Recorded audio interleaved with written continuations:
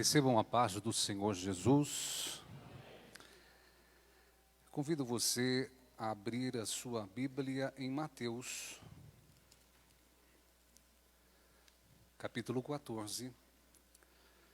Enquanto você localiza o texto, eu quero magnificar a Deus, exaltá-lo pela oportunidade que o Senhor nos concede de estarmos juntos, entre irmãos, para, unindo as nossas forças, bendizer ao nome que está acima de todos os nomes. O nome de Jesus seja adorado. Louvar a Deus pela vida do pastor Isaac, pastora Regina, este casal que nos recebeu com tanto carinho, não só ele, como também os demais obreiros, nosso irmão André, que nos recebeu aqui com muito amor e nós nos sentimos abraçados. Deus seja louvado pela vida de cada um dos irmãos. Queridos, antes de nós lermos, eu preciso expor, eu preciso revelar o que Deus, nesta semana, tem tomado o meu coração em uma direção a respeito de duas virtudes: obediência e resultado. São duas virtudes que, unidas, se tornam uma bênção. Porém, o resultado sem a obediência, se desvinculado dela, se torna um tanto quanto destrutiva. Nós poderíamos pegar diversos personagens bíblicos para extrair lições a respeito destes dois temas ora mencionados. Mas falando sobre resultado, não podemos nos esquecer de um homem chamado Moisés, que provou o pastor Isaac, do início ao fim da sua vida, ser um homem de muito resultado. Evangelista André, um conhecedor exímio das Escrituras, poderia muito bem explicar aqui, melhor do que eu, a respeito dos resultados que ele trouxe para, em especial, o povo de Deus, o povo de Israel na ocasião. Porém, em um tempo, em um momento crucial do seu ministério, foi requerido dele obediência. Deus disse a ele: fala à rocha, e ela dará água para saciar a sede desta tão grande multidão. E o que ele fez? Desobedeceu a palavra de Deus, passando por cima do seu querer, ele fere duas vezes a rocha e dá resultado. Sai água da rocha, a multidão sedenta é saciada, mas Deus disse a ele: por perder a oportunidade de santificar o meu nome, por meio desta atitude, você está impedido, juntamente com esta multidão, de entrar na terra. Ele deu resultados, trazendo admiração diante dos homens. Porém, em desobediência, trouxe reprovação diante de Deus. Pensando sobre obediência, nós poderíamos utilizar diversos personagens. Gosto muito de Noé. Porém, falando a respeito de obediência e resultado, lembramos de um personagem no Novo Testamento. O nome dele é Estevão, que você localiza no capítulo de número 7 de Atos, e você percebe uma mensagem linda, onde Estevão, mostrando um conhecimento profundo nas Escrituras Sagradas, ele começa o seu sermão desde Abrão, e vai até Jesus de forma cronologicamente. Mas você não consegue identificar nenhum resultado no capítulo 7 a respeito do obediente Estevão. Você não consegue achar ali alguém sendo curado. Você não percebe ninguém se arrependendo e se voltando para o Senhor. Mesmo também você não consegue enxergar batismo com o Espírito Santo, operação de maravilhas, sinais, prodígios, nada disso. Porém, diante de um apedrejamento, ele olha para os céus e os céus estão abertos. Aleluia! E o Filho de Deus, Jesus, de pé, o aguardando na sua presença. Aleluia!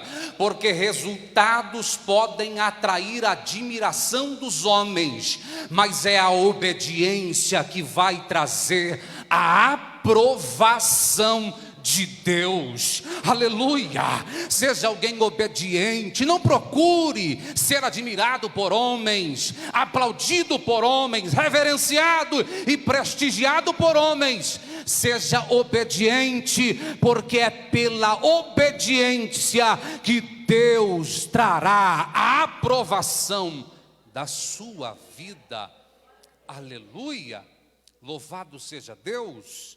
Vamos ler alguns versículos em Mateus 14, e breve quero deixar aqui uma palavra para o seu coração, que diz-nos assim, as Escrituras sagradas: naquele tempo, ouviu Herodes, o tetrarca, a fama de Jesus, e disse aos seus criados: este é João Batista, ressuscitou dos mortos, e por isso estas maravilhas operam nele, porque Herodes tinha prendido João e tinha-o manietado e encerrado no cárcere por causa de Herodias, mulher de seu irmão Filipe, porque João lhe dissera: não te é lícito possuí-la. E querendo matá-lo, temia o povo, porque o tinha como profeta. Festejando-se, porém, o dia natalício de Herodes, dançou a filha de Herodias diante dele e agradou a Herodes, pelo que prometeu com juramento dar-lhe tudo o que pedisse. E ela, instruída previamente por sua mãe, disse: dá-me num prato a cabeça de João Batista. E o rei afligiu-se, mas, por causa do juramento e dos que estavam à mesa com ele, ordenou que se lhe desse. E mandou degolar João no cárcere, e a sua cabeça foi trazida num prato e dada à jovem, e ela a levou à sua mãe. E chegaram os seus discípulos, e levaram o corpo, e o sepultaram, e foram anunciá-lo a Jesus. Amém. O capítulo 14 é um capítulo cheio de acontecimentos, que podemos extrair muitas lições espirituais para o nosso crescimento diante de Deus, como também diante dos homens. Mas o certo é que este capítulo não inicia de forma boa, mas um tanto quanto negativo. Inicia com uma triste notícia, com um trágico acontecimento. E comparando o capítulo 14, nós poderíamos muito bem assemelhar com a nossa vida, sabendo que a nossa vida é como um livro que dia após dia está sendo escrita a nossa história. Prova disso, pastor Isaías, é o Salmo 139, versículo 16, onde o salmista, escrevendo, disse que antes de sermos informes no ventre da nossa mãe, o Senhor escreveu no seu livro todos os dias da nossa vida, sem que um deles ainda existisse.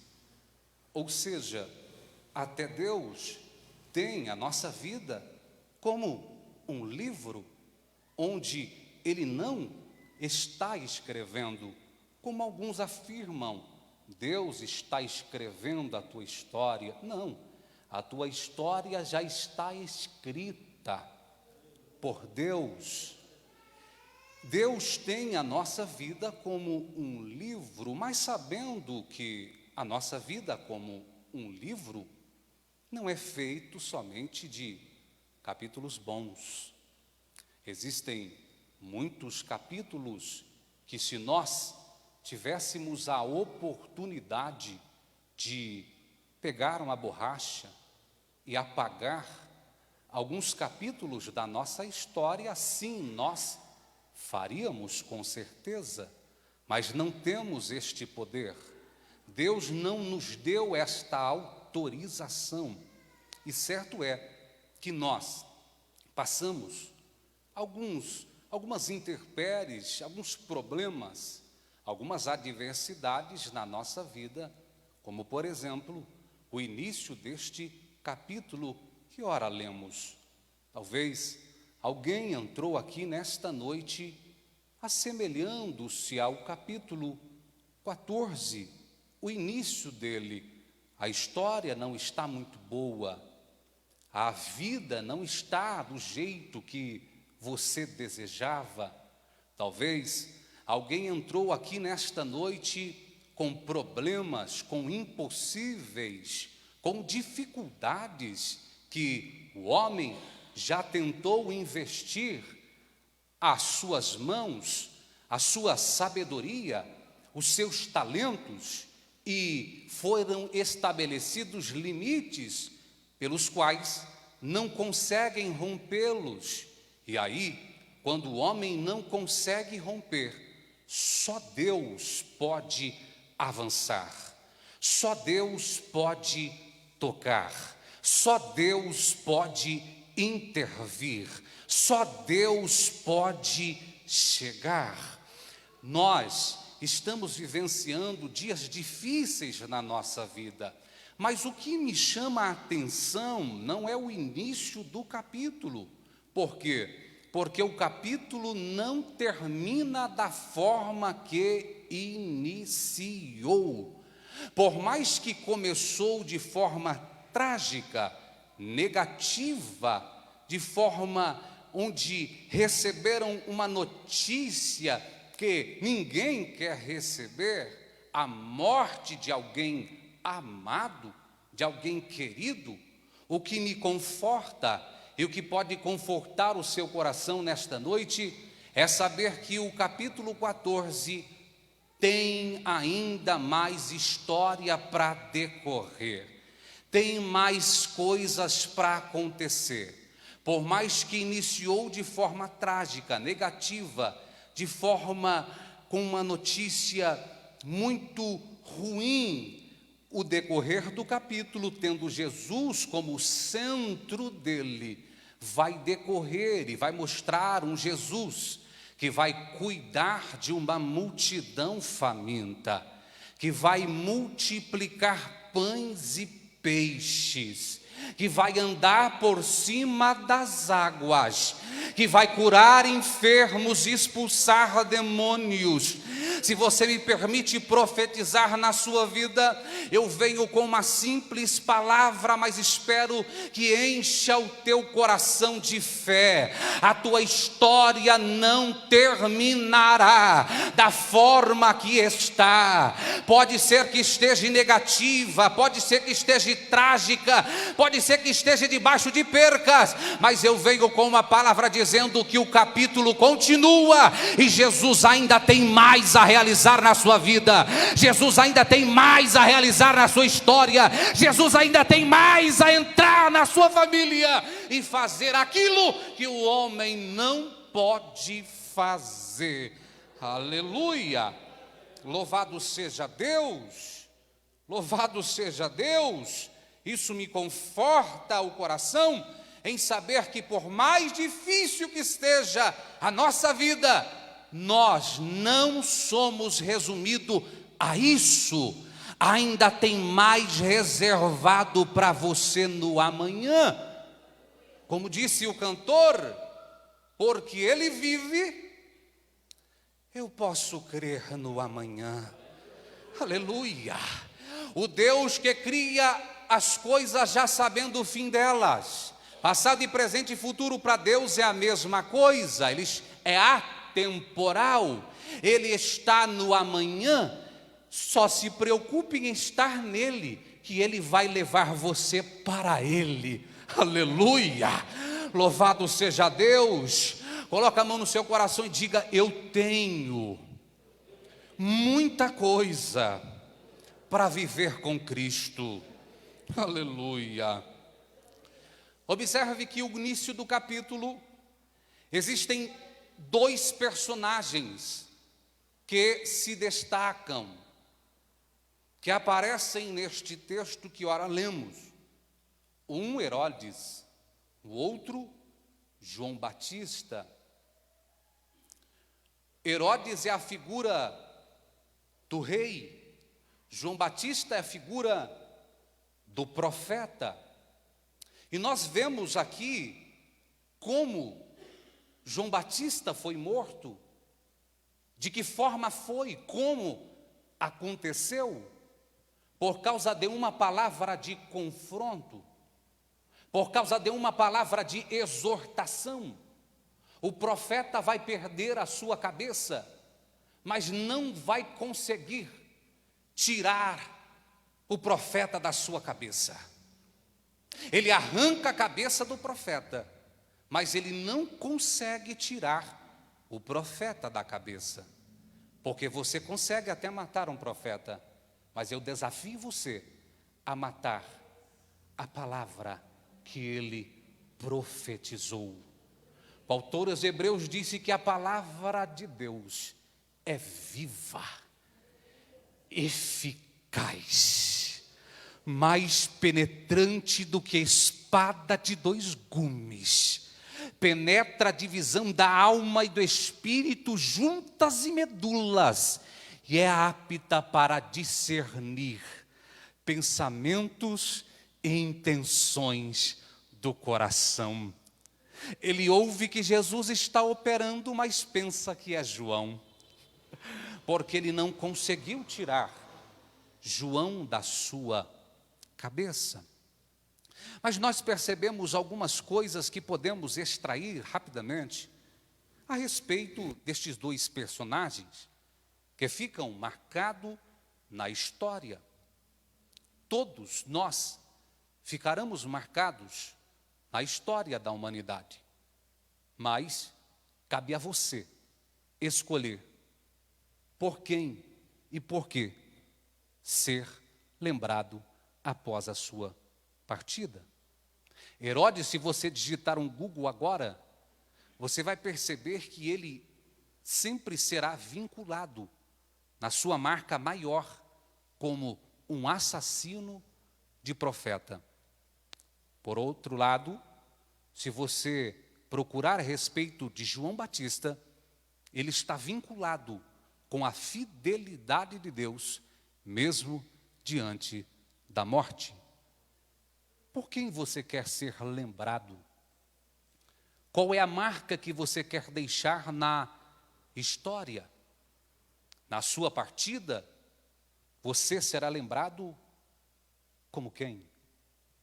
Como um homem fiel a Deus, como uma mulher temente ao Senhor, ou como Herodes, alguém que tem facilidade de matar profetas. Herodes deixa para nós algumas características herdadas do seu pai, Herodes o Grande. Este é Antipas. Herodes o Grande é aquele que mandou matar as crianças, tentando ele assassinar Jesus, pois havia recebido uma notícia de que o rei dos judeus havia nascido, sendo ele o rei da Judéia, ou seja, um homem sedento e amarrado pelo poder. Pensou, o rei dos judeus nasceu, o concorrente direto do meu trono nasceu. Mal ele sabia que aquele que estava nascendo é o dono do trono do universo. Ele herda algumas características de seu pai, Herodes o Grande. E uma das características mais peculiar e marcante de Herodes Antipas foi ser ele um exímio construtor, irmão André. Ele tinha facilidade, uma visão aguçada, apurada, para construir, uma facilidade para edificar. E uma das suas construções que existem até hoje é a cidade de Tibério. Em homenagem a Tibério César, na época, ele construiu esta grande e importante cidade que tem do alcance de pessoas comuns, porque ele constrói em cima de um lugar que referenda a morte, um lugar que referenda fim de sonhos, um lugar que simboliza final da vida, um lugar onde foram enterrados projetos, planos maravilhosíssimos, um lugar onde referenda a tristeza, saudade, mas ele vai construir a oportunidade de vida, a oportunidade de alavancar sonhos, a oportunidade de exaltar cabeças, a oportunidade de trazer esperança para muitas famílias, dar voz para muitas pessoas que não tinham mais voz. É uma construção tanto quanto curiosa, visionária, mas o que adianta ele exaltar cabeça na sua construção, se ele está tirando a cabeça do profeta? O que adianta ele estar dando voz, através da sua construção, para muita gente na terra, se ele está silenciando a voz de Deus, através de um profeta? Construa, seja alguém de oportunidades, seja alguém de suporte, seja alguém que exalte pessoas, que dê suporte para que elas alcancem os seus projetos, os seus planos, mas sobretudo, seja alguém que ao abrir a boca tem uma palavra de Deus, que seja alguém que colocar as mãos à unção de Deus, possa alcançar essas pessoas. Eu profetizo que os seus negócios vão crescer, eu profetizo que os seus negócios vão de vento e poupa, vão dar oportunidade para famílias, dar oportunidade para pessoas, dar voz para gente que não tem voz, mas sobretudo não silencie a voz profética que chegue até você. Herodes constrói, mas ao mesmo tempo destrói. Constrói na terra, mas desconstrói coisas dos céus.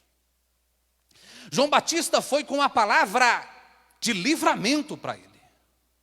Não te é lícito possuir a mulher de seu irmão Filipe. A mulher de Herodes era filha do rei dos nabateus. Ele deixa e casa-se com a filha de Filipe.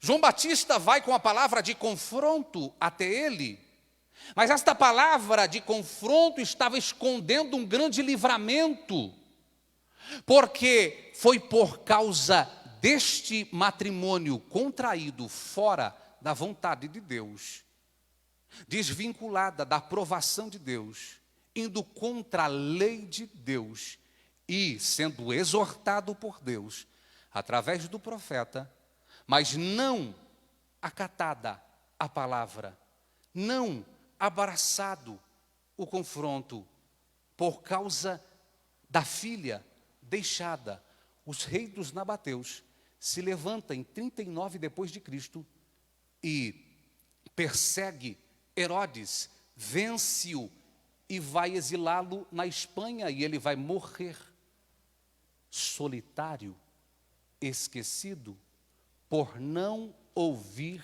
a palavra de um profeta.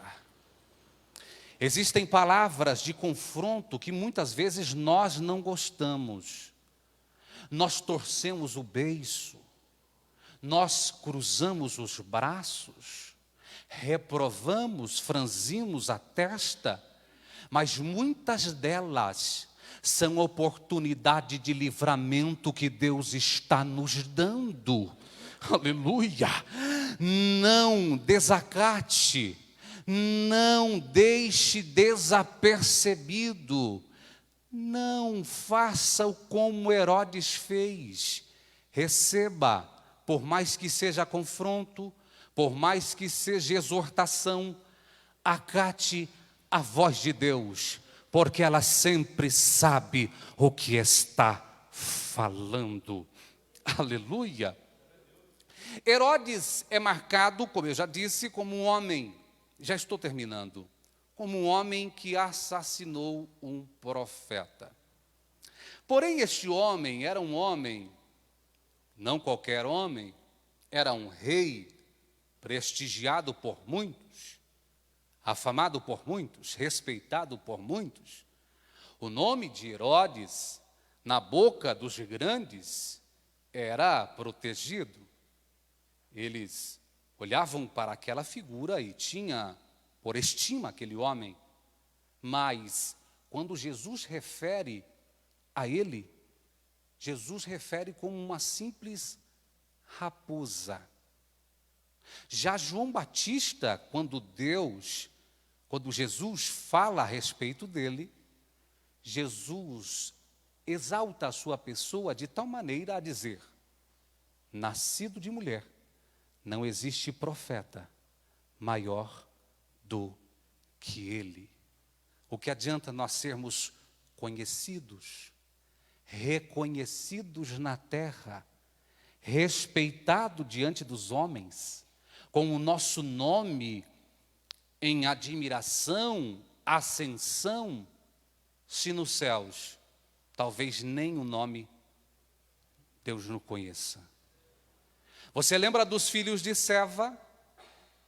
Os filhos do sacerdote, do homem da túnica branca, respeitado, prestigiado, ao tentarem expulsar demônios, eles dizem: esconjuro-te por Jesus, a quem Paulo prega. E os demônios disseram a eles: eu sei quem é Jesus, e também bem sei quem é Paulo, e vocês, quem são? Porque o que adianta nós sermos conhecidos e respeitados diante dos homens, se o mundo espiritual nem sabe quem somos?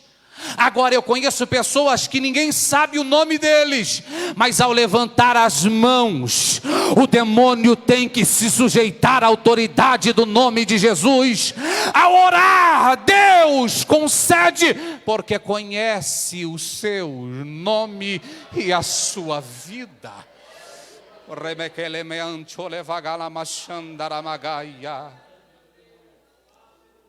A pior frase que alguém poderá receber naquele dia será: apartai-vos de mim, porque eu não vos conheço, praticantes da iniquidade. Mas eu preguei em teu nome, Senhor. Eu tive o meu rosto estampado nos cartazes, nos outdoors. Eu era reconhecido. Eu tinha carteirinha, eu tinha prestígio, eu curei em teu nome, eu expulsei demônios em teu nome. Apartai-vos de mim, que eu não vos conheço. Igrejas conheciam teu nome, pastores tinham por estima a sua vida, mas você, tendo o meu nome na boca, não deixou assentar-se no coração, fazendo a obra de santificação com uma vida iníqua.